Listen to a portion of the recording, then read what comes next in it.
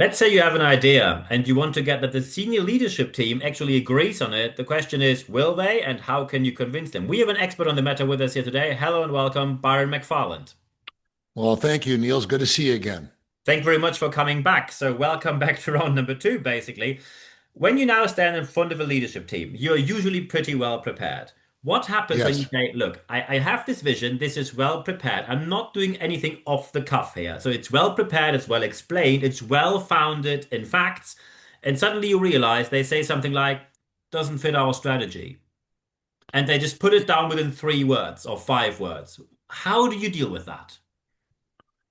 Well, I would counsel the CEO to first have met one-on-one with the senior leadership team and understand their vision for the organization before I was to try to dictate mine. So I counsel my clients to use what they call psychological reciprocity, which is to the extent that I care about you, what your well-being and your happiness, chances are you're going to care about mine. So Yes. I would, as a CEO, I would first ask my team, how do you feel about the organization? What do you feel the organization is capable of?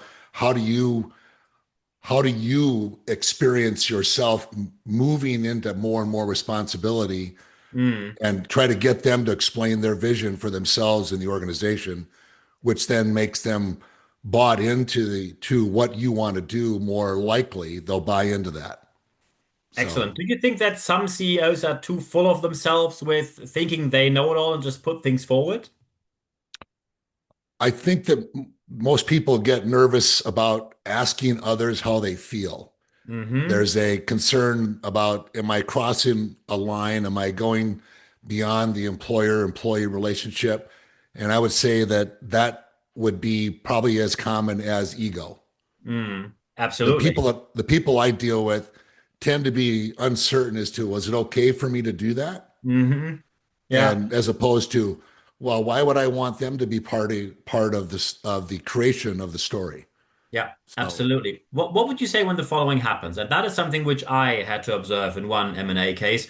There was a really well rolled out plan. And then someone countered it and said, look, I have a different feeling about this. And then they came up with their opinion. However, they said, I don't think we should proceed because I think it's a wrong decision, which means that person put their personal feelings and opinion over facts. How do you deal with the situation when you have the facts on your side, which you can prove with data, science, evidence, and someone says, yeah, it's all nice, but my feeling simply says, nah, feels a bit off. How do you deal with that? well, that's a really challenging one. I think most people are expressing their feelings based on instinct and a set of facts that they're interpreting. Mm, So I want to give the person the benefit of the doubt. If they're in the room, then they probably earned a seat. mm, And if that's they've true. earned a seat, then their voice should be heard. And ideally, in a meeting with a senior leadership team, there would be enough trust and confidence that we can hash it out and have the robust discussion. And then if we don't agree at the end, that's fine. But one of us is buying into the other one's outcome, or they're Mm, moving on, or they're moving on. yeah, absolutely. What do you think about people who say, look, I don't have to convince my whole senior leadership team. I think I just need the majority. And when I get the majority by vote on my side, I can proceed from there. Yes or no? Feels like a half measure and half likely to win. Mm, I would, if I was in that situation, I would go one to one with the people and ask them how they feel about what it is that you're trying to do. Have them express their concerns, unpack their fears, their anxieties, their resistance, and really give it an opportunity to come into a, like say, like an open environment of this is how we can probably move forward together. Find a compromise because you really need to talk it through. You need the whole team bought in. If you don't have the mm. whole team bought in, you're not likely to achieve the ultimate objective. Yeah. So how do you do with people? You probably coach a lot of CEOs so far. How do you do with people who say, look, this whole how do you feel? What are your feelings? Some people might say, look, I am just not the person to do this. I am more the CFO kind of person. I'm more the financial person. I'm more the numbers person here.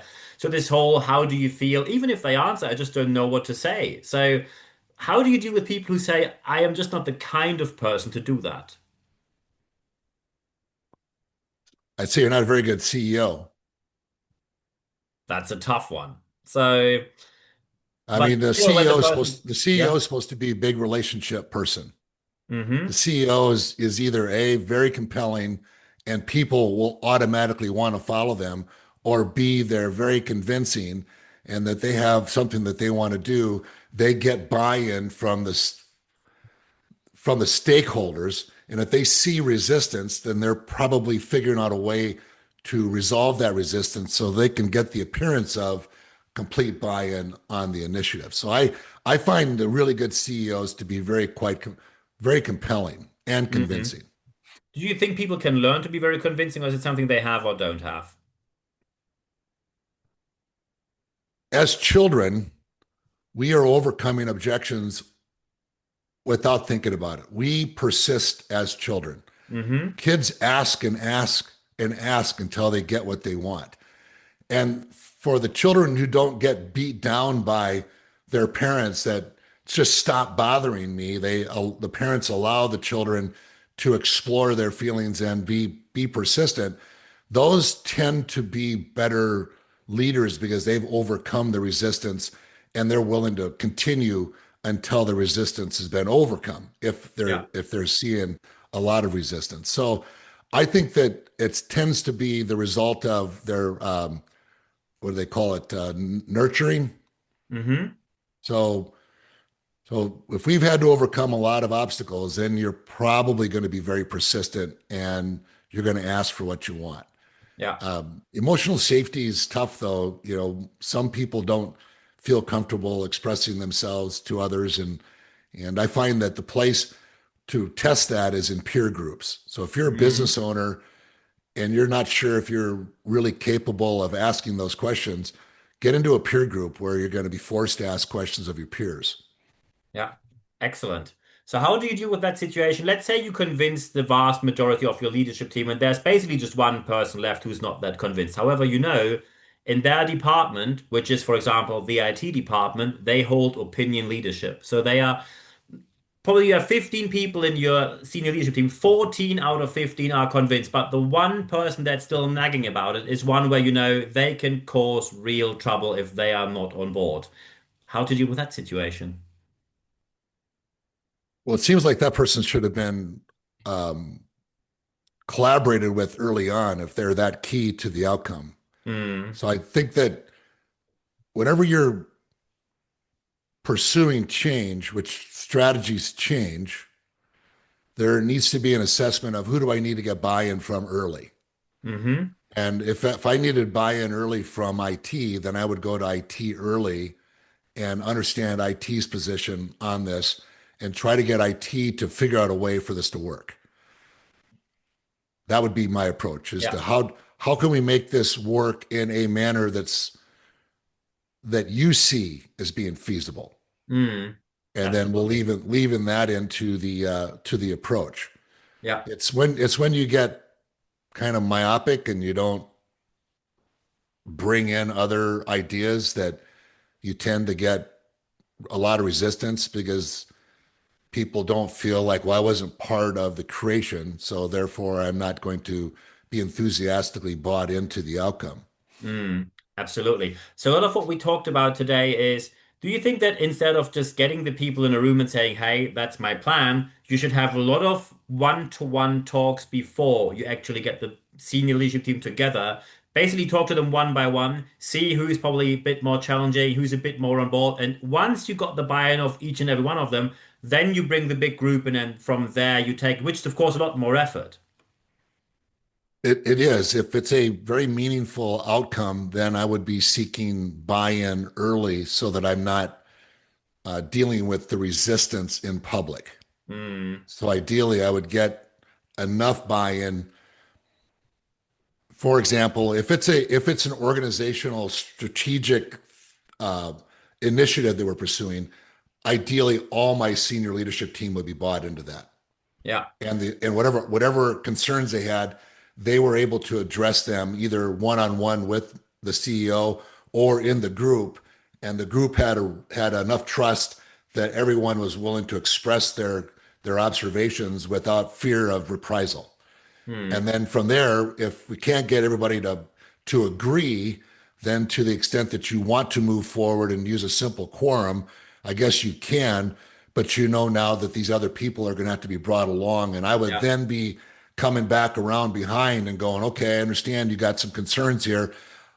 I'm trying to move in this direction. What is it that you really feel is your what is your objection to this? Help me understand your position. So that would be my approach is to Yeah. try and get them to express their position thoughtfully. Absolutely. We see you have a lot of experience in this field, and some people might now think, I think before we move in, maybe we should ask Byron what we should do. And of course, my last question for this interview is when people now think you can help them, how can they reach out to you? Um, my website is the McFarlandGroup.com. I'm on LinkedIn. That's Byron K. McFarland on LinkedIn. Those are my two mediums. Or you can send me an email at Byron at the McFarlandGroup.com. Perfect. I think these are brilliant final words. You see, getting buy-in from your senior leadership team, not easy, but it's worth going the full distance. Byron McFarland, thank you very much for your time. You're welcome.